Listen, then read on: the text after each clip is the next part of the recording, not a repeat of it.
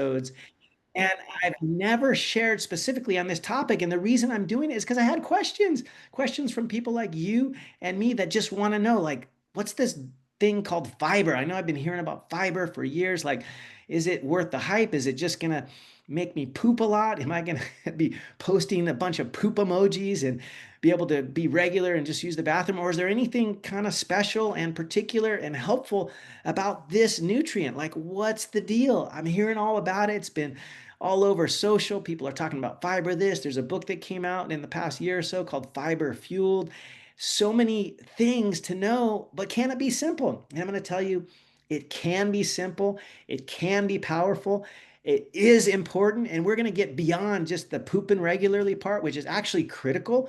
Like right now, take stock and think, when's the last time you had a super amazing poop, like where you freaking fully evacuated, had a big bowel movement, cleaned yourself out, and you just felt great afterwards, maybe a couple of pounds lighter.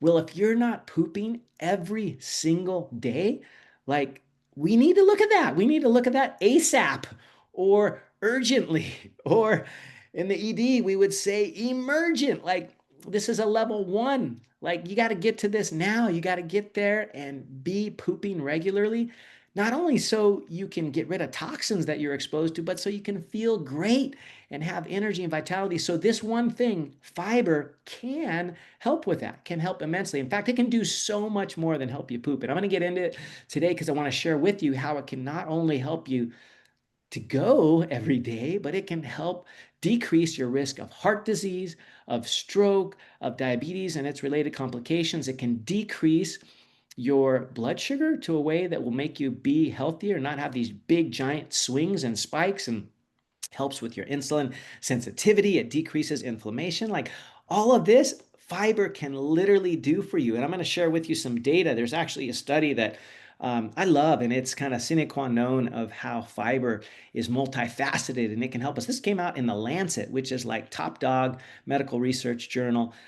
Really amazing. Like I would say it's better than even the New England Journal. Like this is legit, like one of the best medical journals out there. 2019, the Lancet did a study which was actually one of these cool giant mega studies called a meta-analysis, where they basically took every good study they could find that looked at fiber. So this was Lancet 2019, and it looked at about 60 different clinical trials, like 60, dozens and dozens, over 5 dozen clinical trials. And what they looked at, and they said that as a result of studying all these clinical trials, over 5 dozen of them, they found that high fiber intake, which is kind of interesting, they called it over 25 grams a day. And that's not truly high, but for a society in which we live, like most of us are only getting like 15 grams a day. So we're way low. In fact, 95% of Americans, and I would suggest in every developed country in the world, this is a huge issue, that probably upwards of 70 to 90%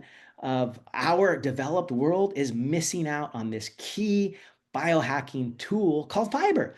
Because this, according to this study, 95% of those in the US are not hitting the mere basic benchmark of fiber intake. And so what they did find, that those that did get over 25 grams a day, which is not even a lot, they had a 15 to 30% reduction in all-cause mortality, as well as a reduction in chronic disease. This was by Reynolds in the Lancet of 2019.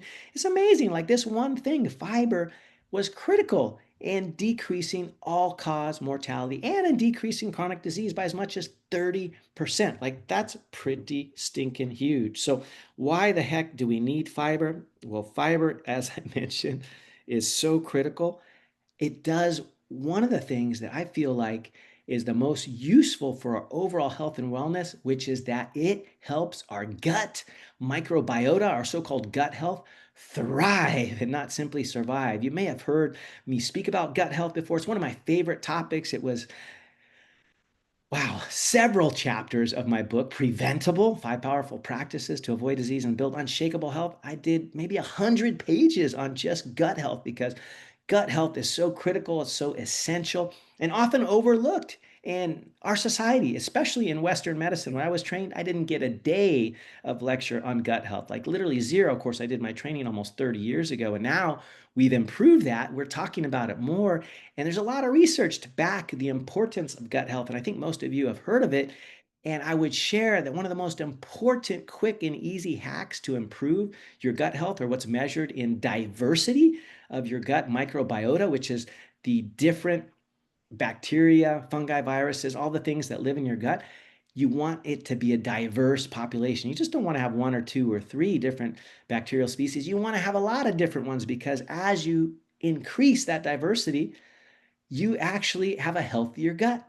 It's been shown increasing biodiversity of your gut microbiota, of those organisms that live there in your gut, will improve your health overall, and improve your lifespan, your vitality, your health span, all the things. So increasing microbial biodiversity can be done through increasing your fiber intake. So we're going to talk about that. We're going to talk about how you can do it, how you can do it simply, effectively, and without a whole bunch of bloating. I mean, this is like legit. A lot of people, they hear this and they're like, oh, I'm going to start adding fiber today. I'm going to just pound the veggies. I'm going to get a fiber supplement.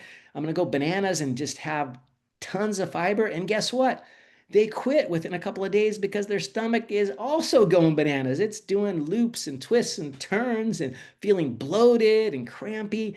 And they just don't feel great. And like, duh, that's because they went 0 to 60 from having a low fiber diet to jumping into a high fiber diet with no time for the body to react, respond, get used to it.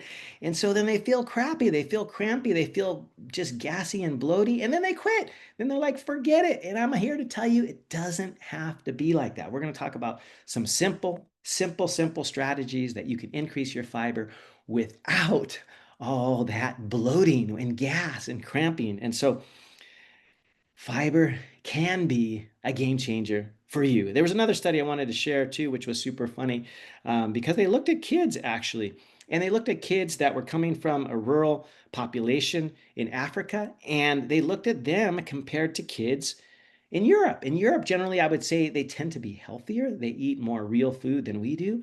Not that we can't catch up. I think we can. I fully believe we can. But this actually compared kids. This was reported by Di Filippo et al. And they looked at this and compared the kids in Africa and their diet and those in Europe. And the kids in Africa had like 50 grams of fiber per day, which is amazing. And their gut diversity was superior by any measure than those European kids, and they had a higher production of what's called the short chain fatty acids. And these are key, critical, and crucial to your gut health. These are what the bacteria produce. That's basically fuel for your cells in your intestinal tract, the so-called intraepithelial cells that keep that lining intact for your gut so you don't have leaky gut. This is the fuel that keeps them going, that keeps those junctions tight, that doesn't let all the crap through, toxins and everything else. That short chain fatty acid comes from the bacteria in your gut. It's literally the fuel for your enterocytes. So when you increase the fiber, you increase the short chain fatty acids, and you can increase the strength, if you will, of your gut barrier. You've heard of leaky gut. That's what you don't want, having basically toxins, undigested or partially digested food leaking across that epithelial border, getting into your bloodstream. This has been supposed to be the cause of many chronic diseases, even those of the brain as well, such as Alzheimer's, Parkinson's. There have been some roots in gut health. And so getting that gut barrier tight and not allowing toxins and undigested food, partially digested food, having preventing a leaky gut by increasing your fiber intake is critical, because the fiber increases the bacterial diversity, and the good bacteria, if you will, produce these short chain fatty acids, which is basically the miracle grow for your gut cells called the enterocytes that keep that border, the so-called tight junctions, keep them tight, keep that barrier intact, which is your first basically line of defense against the outside world. I mean, whatever you eat can potentially come in contact with the bloodstream if you have a leaky gut. So you got to be careful. You got to increase the tightness of your gut, increase those epithelial cells strength and keep them opposed to one another and have those tight junctions intact. And one of the super easy needle movers is increase the fiber in your diet. It can be that simple. There was another study I was going to share from one of the most highly reputable journals called Nature. Nature is freaking awesome. I love to read Nature because it has all kinds of amazing things from health stuff to just cool, fun facts about different organisms in the world, different life forms, and how they are just being, it's just beautiful. There's so much I would believe, and I would say just the miraculousness of just life in general, not just of us as humans, but all the other species that inhabit our planet. It's beautiful. And nature has a way of sharing lots of cool uh, stuff on this. So Nature 2016, they looked at mice, and there was a study that looked at giving them less fiber versus more fiber. And when they gave them less fiber, well, duh, guess what happened? They had a more leaky gut. As I was sharing, they lost their gut barrier protection. The microbes started eating through the protective layer called the mucus layer. Primarily, that's made by this cool bacterial species called Akkermansia, which thrives actually on fiber. Like eating more fiber strengthens the Akkermansia, which strengthens their production of this mucus layer that keeps your gut intact and healthy. So you gotta have fiber. Another cool thing about fiber, not exactly gut related in the sense of the keeping the border intact that we talked about, is that fiber can improve your insulin sensitivity, right? And in other words, if you're eating a diet that has carbohydrates, which I do, I used to be super low carb. I was like the ultra paleo, almost zero carb ketogenic guy for like 2 years, and I found I I missed the carbs because I love fruit, I love veggies, too many things I enjoy that have carbohydrates. And I frankly, I feel better when I have carbohydrates in my diet. And so when I realized that, not, number one, that was okay, and that I was actually feeling better with carbs in my diet, that having fiber with them, like when I eat the carbs in their natural form, for example, eating the whole fruit as opposed to buying fruit juice, this was a game changer because I wore a CGM in the past, and literally I did that test where I would drink a certain type of fruit juice. Maybe it was orange juice, maybe it was acai or other juice. I tried all kinds of juices, pineapple juice, all things in the best form where they're 100% juice. It's not like the fake juice. It's not the Capri Sun that I used to take in my school lunch as a kid that's got like 0% juice in the juice. I mean, we're talking actual real 100% juice stuff. And I measured what was happening to my CGM, or my continuous glucose, when I would drink the juice versus just eating a whole orange, for example, or eating a couple slices of pineapple or what have you, eating the whole fruit. And it was astoundingly different, to the point where when I would drink the juice, it didn't really matter which fruit it came from. It was spiking my blood sugar significantly compared to when I would eat that same food item, but just in the form of whole fruit. Like, for example, having a half a cup of orange juice versus eating a whole orange, my sugar would spike with that orange juice. I mean, literally just climb. And when I ate the whole orange, not so much. And so having fiber is significant to maintaining a good, even keel blood sugar, to avoid these big spikes, these peaks and valleys. And so super important, because it does a couple of things. It slows the glucose absorption. It improves the insulin sensitivity. It also does some really cool stuff with our visceral fat, which is kind of that fat that you don't want to have. That's like the fat on the inside, right? You've seen folks, sometimes we call them skinny fat, but they may potentially have visceral fat, which is the kind that covers your organs, the kind that could cause you to have fatty liver, for example. You may not be able to see it. You're not like pudgy, for example, when you look from the outward, but you may have fat on the inside, the so-called thin on the outside, fat on the inside. That's not the kind of fat you want. Visceral fat is no good because it is very inflammatory. And eating more fiber actually decreases the amount of visceral fat.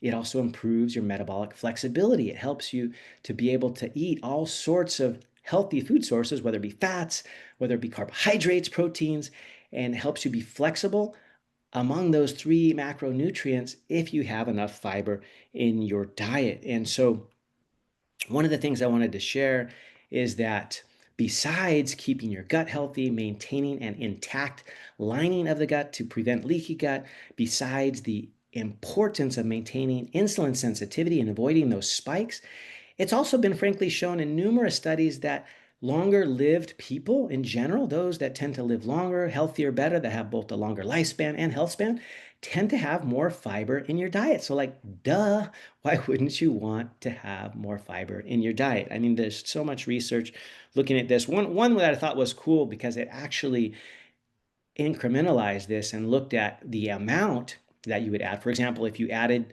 10 grams of fiber to your diet, for every 10 grams you added, you got a 10% reduction in type 2 diabetes, for example.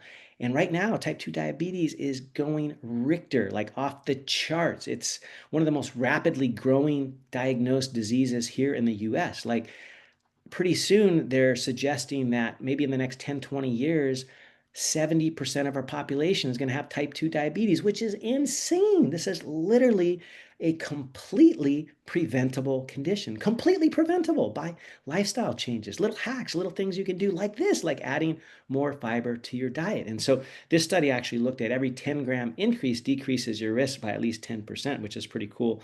There's also the study that was reported in the Nurses Health Study, which showed that the women who had the highest fiber intake had a 30% lower risk of diabetes. And that study I reported about the Lancet, that journal, it also showed that it decreased your risk of heart disease, stroke, type 2 diabetes, and colorectal cancer. So many things. So, how does it do it?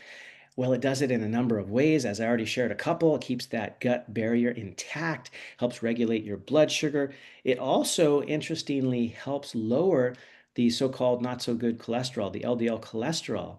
In fact, gosh, it's been, I don't know, a decade and a half, maybe 2 decades ago, I used to take this supplement. I don't think it even exists now, but it was purported to have these amazing cardiovascular effects. And I checked out all the ingredients and things. And the primary ingredient, guess what it was?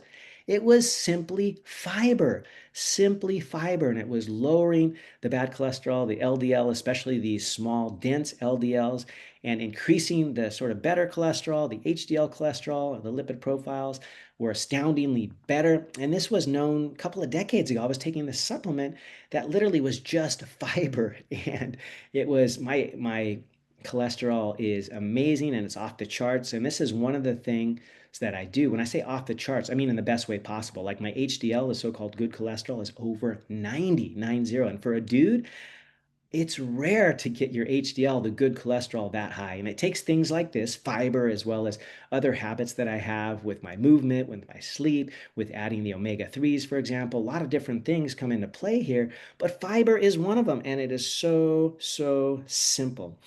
And yeah, so many studies that show this, especially with respect to the heart. It improves the lipids, it lowers the blood pressure, and it's just one of those simple longevity hacks. Like, you want a healthier heart, eat a little more fiber. Simple. Maybe maybe you're not thinking about that, but you want to lose those sort of those stubborn 10 pounds that just can't seem to come off. They don't want to melt away. Well, eating more fiber may actually help you do this, because you know what it does? It does a couple of things. Well, of course, it adds a little extra bulk, right? So what that means is you'll feel fuller or have a higher satiety earlier. So what I recommend folks do is, in their meals, first, to start with two things. One is protein, because protein is crucial, it's critical. It's literally the nutrient of longevity, because you got to power your muscles. And what I'm seeing in the data suggests is that around 100 grams of protein is kind of the minimal sort of needed amount to keep that muscle mass, to not lose your muscle mass. And I'm telling you, I found this out myself. I was losing muscle mass when I wasn't hitting the protein targets, because protein is that important. And so I start my meal with protein and fiber, things like leafy greens, veggies, broccoli. I love cauliflower. I love my parents think I'm crazy because I love Brussels, like Brussels sprouts, and they can't stand them. And the reason I think they can't stand them is because they feel bad after. They feel bloaty and just not well. And they also kind of cook them in a boring way. They just boil them. Like, who wants to eat boiled like anything? Talk about the most boring way you could ever eat something. But if you eat fibrous food like the leafy greens, like Brussels sprouts, like asparagus, for example, you not only help your gut bacteria through this kind of prebiotic fuel for them, right? And then they help you out because they make the fuel for your enterocytes, that short chain fatty acid, as I shared earlier. But they also reduce your risk of heart disease. Like, who wouldn't want to do that? In fact, right now, there was a study that came out recently in the American Journal of Clinical Nutrition that was quoting if you have 30 grams of fiber in your diet, you can have similar weight loss as you can with other protocols that were super stringent, super difficult, super hard to maintain. Like, who wants to do that? Like, just add 10, 20, 30 grams of fiber. Make sure you're hitting at least 30 grams a day. I'm going to share with you how easy that can be. And you may lose those stubborn 10 pounds or so, adding more fiber. Like, fiber is that key. It's that critical. It also has been shown to decrease your risk of cancer, especially colon cancer, for example. And I think that's for all the other reasons we had shared. It decreases inflammation. Inflammation is critical in causing a lot of these adverse health conditions, including heart disease, which I shared earlier, and especially cancer, which is a very inflammatory state.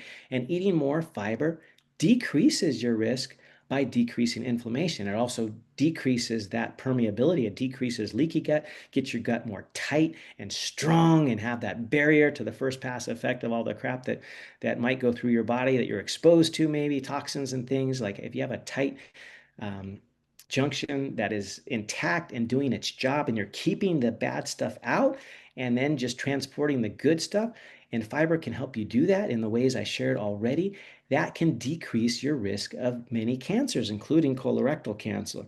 In fact, there was a study done in the Lancet that showed that 25 grams and more of fiber can reduce your risk of colorectal cancer by 25 to 30%. Another study showing the huge benefits of not even a lot. Like, 25 grams of fiber is not a lot. Like, we'll share about what that could look like.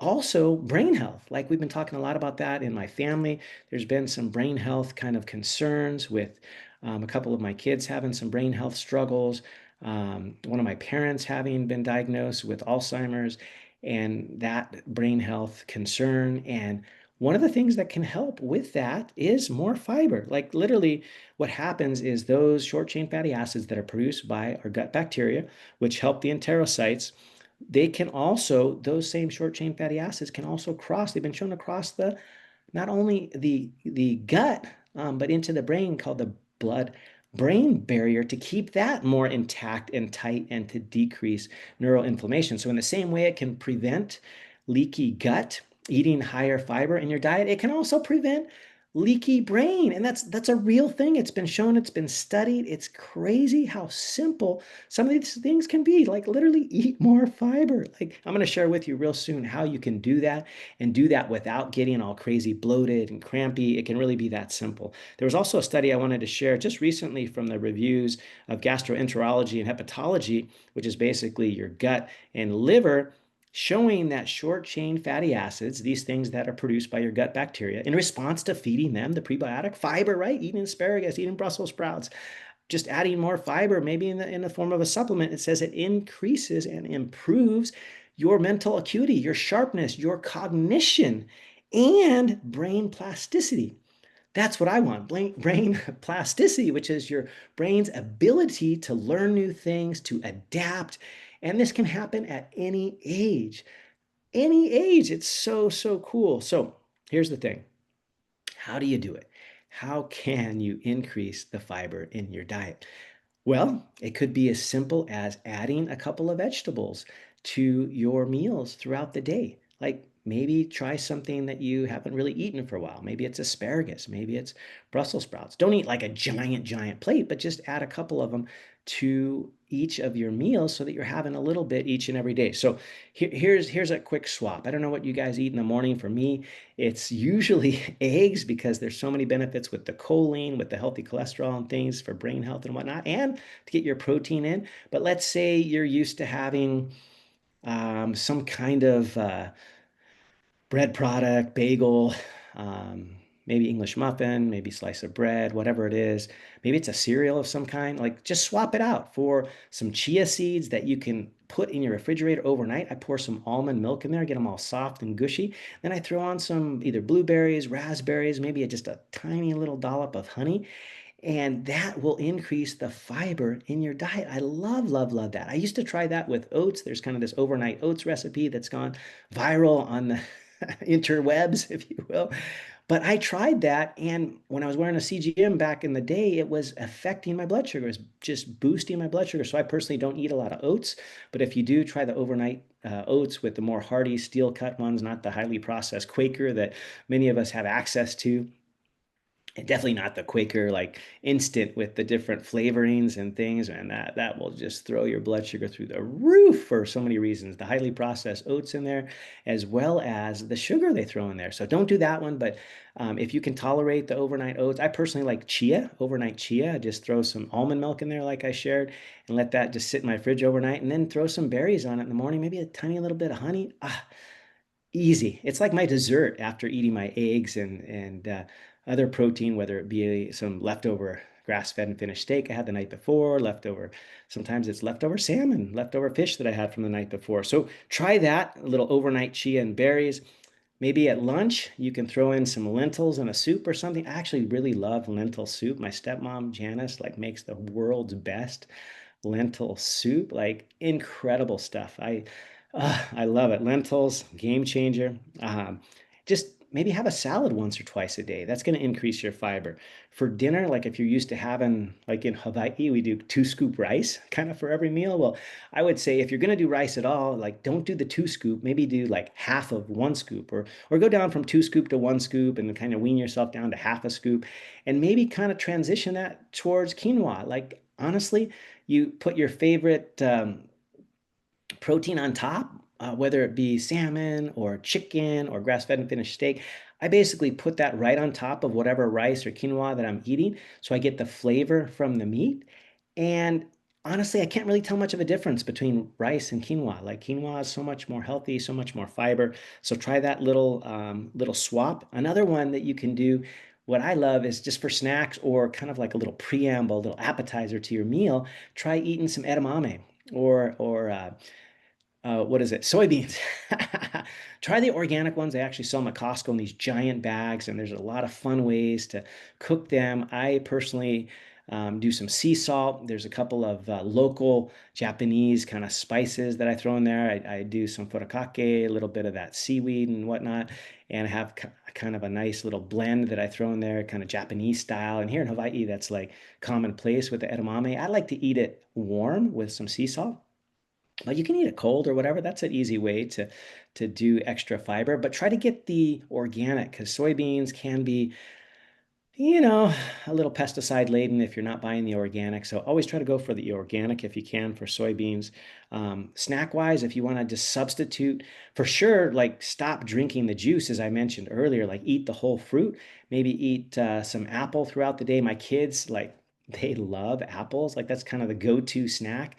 Maybe throw a little bit of natural peanut butter, which is basically just peanuts and salt, and throw a little bit of that on there and game changer. Maybe with that, sometimes they just eat it plain. Sometimes they'll have apples with a little bit of cheese to go with it. And they just love apples. So substitute maybe a granola bar for an apple, right? Maybe a handful of nuts. That's what I love.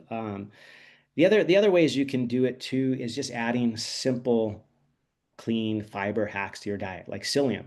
There's lots of different brands of psyllium out there, but you can just buy the psyllium powder and just put a scoop of it in your morning smoothie, maybe 2 scoops if you need to, get some help with getting regular, because that's the tip of the iceberg. Like if you're not pooping at least once a day, you absolutely know you need more fiber in your diet, plain and simple, but slowly decrease. Don't go 2, 4 scoops of psyllium like out the back. Like just maybe start with half a scoop, then get up to 1 scoop, get up to 2 scoops. Like don't do it from 0 to 60. Just do it gradually and incrementally so you don't get the bloating, you don't get gassy, and you don't quit because you want to have increased fiber in your diet. It can be that simple. If you need a specific fiber supplement, you're not sure what to take, you want to know exactly what I take, feel free to message me. I'll share with you my exact protocol because why not? I mean, I'm in the business of sharing because these things, they've helped me tremendously and they can help you too. So reach out to me. Feel free to do so on Instagram, Dr. Thomas Hemingway. You can even send me an email. I'll give you my personal email, aloha, surfdoc@gmail.com. Just reach out to me. I would love to see what you're doing, what you're like and loving. And if you need a little help, no worries. I'm here for you. So, just to kind of recap, fiber can be one of the simplest, most powerful tools to decrease your risk of heart disease, decrease your risk of cancer, and increase your overall health and energy and vitality, your health span. You can add life to your years and feel vibrant and animated, have that vitality, that chutzpah, just by one simple thing, by having regular fiber in your diet. It's not hard. And right now, it's going to be super easy because most of us need help, right? You remember I was sharing that right here in our own home country, in my home country of the US of A, we are literally 95% of us here in the US are not getting enough. Like our average intake in the US of A is pathetic. It's 15 grams a day of fiber, and we're recommended to get between 30 and 50. I would say bare minimum 30, but why not try to hit 50 grams a day? And it can be done. It's really not that hard. It can be done simply by swapping out some of those things that maybe you're eating now with more fibrous, healthy options, right? We talked about adding some fruit instead of fruit juice, about doing some overnight chia, for example, just eating more green leafy vegetables, salads, etc. It can be super simple. Or you can do a fiber supplement, and feel free to reach out to me for the one that I take. I'm happy to share that. But it doesn't have to be hard. It doesn't have to be hard. And there's so much power to increasing this in your diet. And you'll find that as you eat more fiber, and primarily for me, this comes from whole foods, just real foods, those with one ingredient, single ingredient foods. I really don't drink any juice anymore. It's pretty rare to see me drink juice. I think once in a while I have a little shot, if you will, of pomegranate juice or something.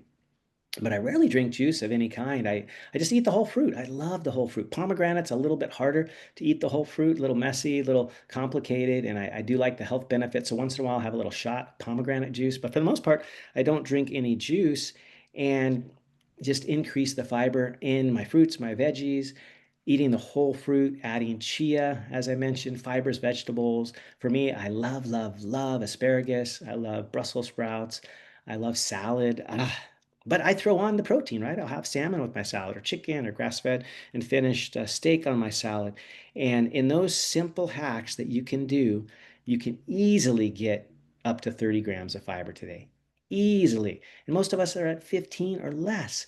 But do it incrementally. Like, don't go 0 to 60. Don't do scoops and scoops of psyllium powder on day one. Just gradually work yourself up. Make sure you hydrate, drink plenty of my favorite here with this is local H2O, local water from the big island of Hawaii,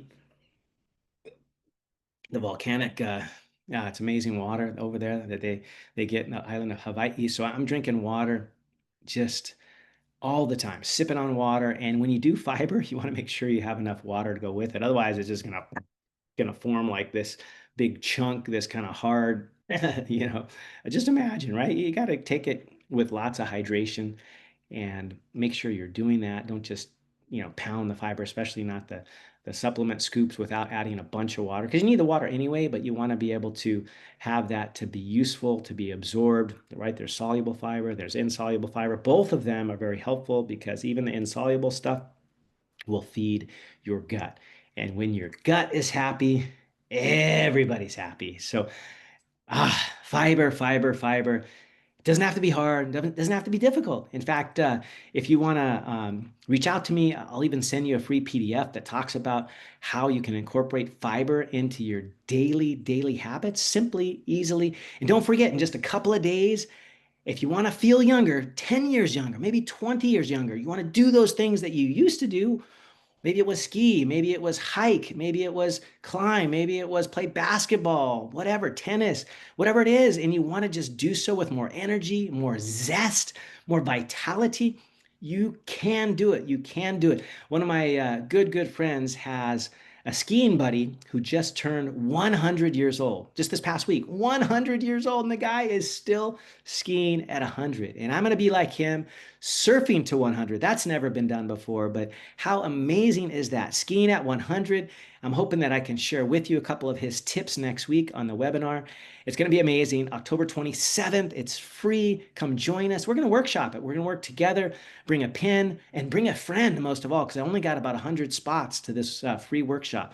August 27th, 4 p.m. Eastern, 2 p.m. Mountain, 10 p.m. in Hawaii, 10 a.m. I should say in Hawaii, but Mainland style, it's going to be Utah 2 p.m., Eastern 4 p.m. I can't wait to have you there. Younger, stronger, for longer. Aloha.